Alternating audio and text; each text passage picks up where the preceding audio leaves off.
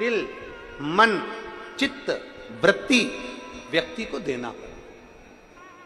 आप में से कई लोग ऐसे बैठे होंगे जो रोज शंकर जी को एक लोटा जल चढ़ाते होंगे, रोज शंकर जी के मंदिर जाते होंगे, रोज शंकर जी के मंदिर जाकर श्री शिवाय, जम के बोलो जरा, श्री शिवाय नमस्तुभ्यम। बोल बम का नारा है,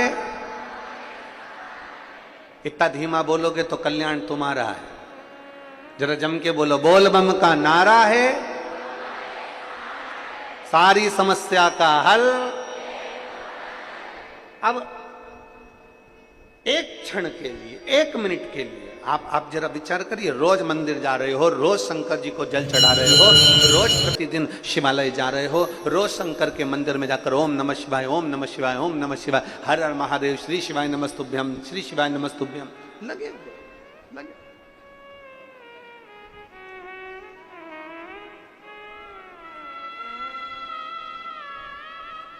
प्रतिदिन लगे। अब जरा विचार करना, तुम्हारी एक पड़ोसन शंकर जी का पशुपति व्रत करी, शंकर जी के मंदिर गई, शंकर जी को जल चढ़ाया और बाबा ने उसकी तुरंत सुनी और बाबा ने उसका भंडार भर दिया। अब तुम रोज मंदिर जा रहे हो, रोज झाड़ू भी लगा रहे हो, रोज सेवा भी करो, फिर भी नहीं सुन रहा, फिर भी नहीं सुनता। क्यों नहीं सुन रहा? उसका केवल एक कारण, बच्चे को रोटी का टुकड़ा तो दे दिया पर समय, दिल, मन से उसको नहीं खिलाया।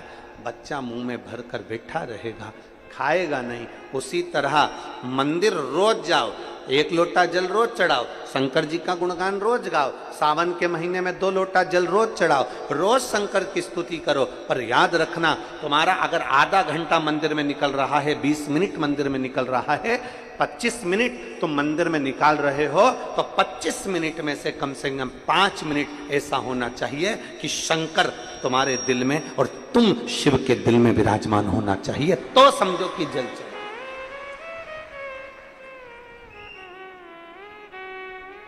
तो जानो कि शंकर की स्तुति हुई।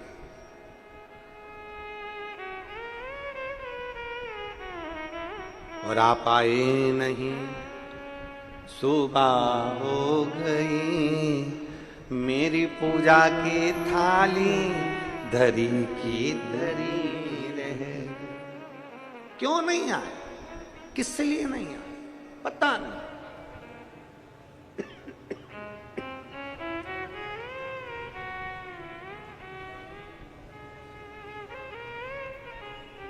जाओ शिवालय, जाओ देवालय, जाओ शंकर के मंदिर, थोड़ा चित्त लेकर जाना, थोड़ा मन लेकर जाना।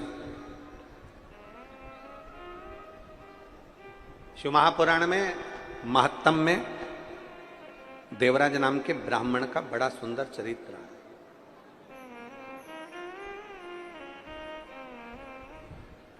कभी मंदिर नहीं गया था,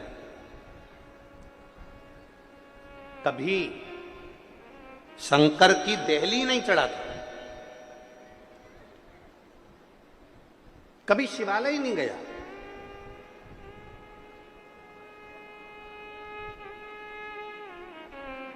और ये बहुत समझने वाला विषय है महाराज जी।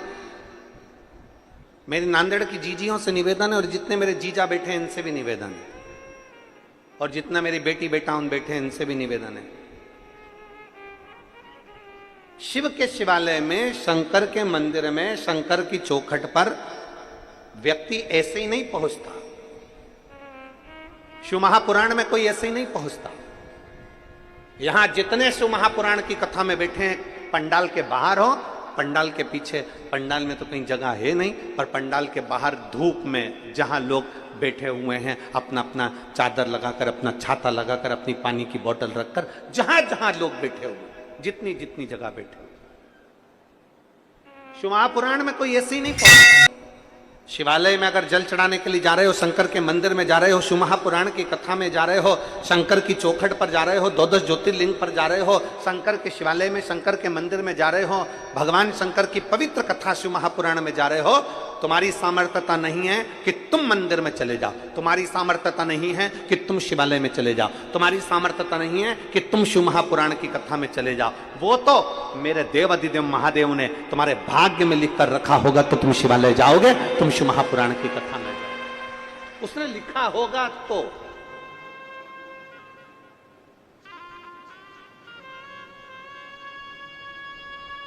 वरना कई लोग ऐसे भी हैं नांदेड़ में जो तैयारी करके बैठे होंगे, मैं जाऊंगी कथा में, हमारे नांदेड़ में कथा हो रही है, मैं जाऊंगी कथा में, मैं जाऊंगी कथा में। मालूम पड़ा कि जाने के 2 दिन पहले, 1 दिन पहले ना जाने कौन सा काम अटक गया और मालूम पड़े मैं आई नहीं पाई कथा। वो गीत है ना, शादी की सारी तैयारी रह जाती, मानो हमारा एहसान कि दूल्हे ने हाँ भर दी। वो वाला हाल है कि अगर कथा चालू होने वाले दिन तुम पंडाल में पहुंच जाओ, पहुंचने के बाद बड़े प्रसन्न चित्त में एक स्माइल भोलेनाथ को जरूर देना कि तुझे धन्यवाद कि तू मुझे बुला ही लिया, ये तेरी कृपा। कभी कभी जरूरी नहीं है कि तुम सेल्फी किसी के साथ लो, सेल्फी का मतलब है अपन और महादेव, बस वो होना चाहिए। दुनिया के लोगों को लग रहा है कि ये अकेली की फोटो है, अकेली की, पर नहीं, कथा के पंडाल में, भगवान शंकर की कथा में, शिवालय में व्यक्ति कभी अकेला नहीं होता, भगवान शंकर उसके साथ कदम से कदम मिलाकर चलते, अकेले का फोटो नहीं। एक प्रसन्न चित्ता तुम्हारे भीतर होना चाहिए कि मैं शंकर के साथ, शिव के, शंकर मेरे साथ, मैं शिव की और शिव मेरे हैं, इसके सिवाय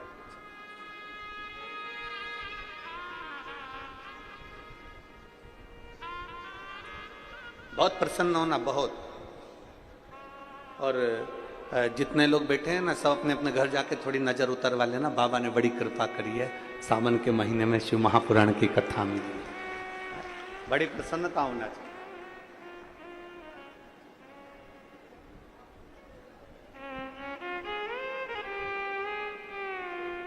और जब हमारा सर्वस्व, हमारा सब कुछ हम बाबा को दे देते हैं ना, तो फिर हमारा जब कुछ भी नहीं है, सब कुछ बाबा का, बोल बम का नारा है, बाबा एक साथ, सब कुछ बाबा पर सौंप दिया, तो फिर वो बाबा जा, फिर वो बाबा के हाथ।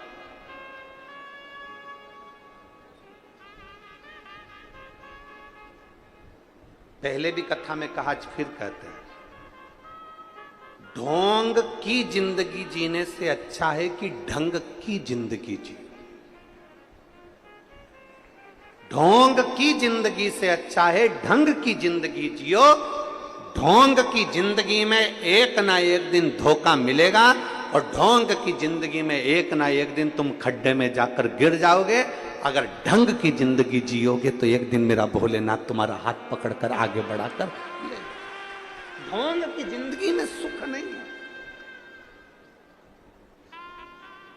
ढोंग की जिंदगी में सुख नहीं।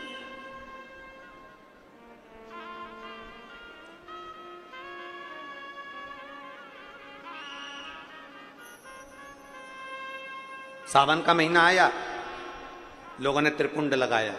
सावन का महीना आया, लोगों ने शिवालय जाना चालू करा। सावन का महीना आया, लोगों ने बेलपत्री और फूल भगवान को चढ़ाना प्रारंभ करा ना।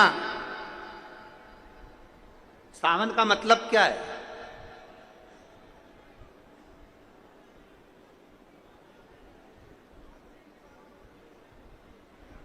सावन का मतलब क्या है? संसार के प्रत्येक क्षण में, प्रत्येक क्षण में, संसार के प्रत्येक पल में, संसार के प्रत्येक घड़ी में, संसार के प्रत्येक पल घड़ी में, हर समय, हर नक्षत्र में तू प्रभु का बन जा, भगवान शंकर का बन जा। प्रत्येक घड़ी में, प्रत्येक पल। शिव का भक्त कभी किसी मुहूर्त का इंतजार नहीं करता। शिव का भक्त कभी किसी मुहूर्त का इंतजार नहीं करता। इसलिए आज भी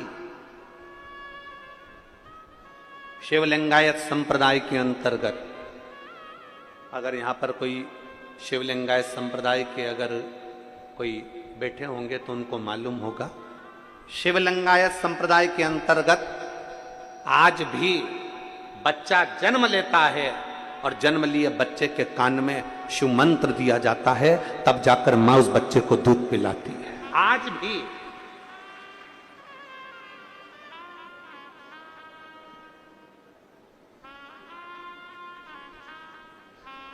कोई मुहूर्त नहीं देखा, कोई मुहूर्त नहीं देखा गया कि बच्चे को दूध किस दिन पिलाना है। नहीं, बच्चे ने जन्म लिया, जल्दी से गुरु मंत्र दिया जाए, जल्दी से शिव मंत्र दिया जाए और शिव मंत्र देकर बच्चे को दूध पिलाया जाए। यहाँ मुहूर्त नहीं देखा जा रहा कि किस मुहूर्त में बच्चे को, बच्चा बिलख रहा है, रो रहा है दूध पीने के लिए, इतने में तुरंत उसको शिव मंत्र दिया जाता है। शिवलिंगायत संप्रदाय में जब तक बच्चे को दूध नहीं पिलाया जाता, जब तक वो बच्चे को मंत्र ना मिल जाता।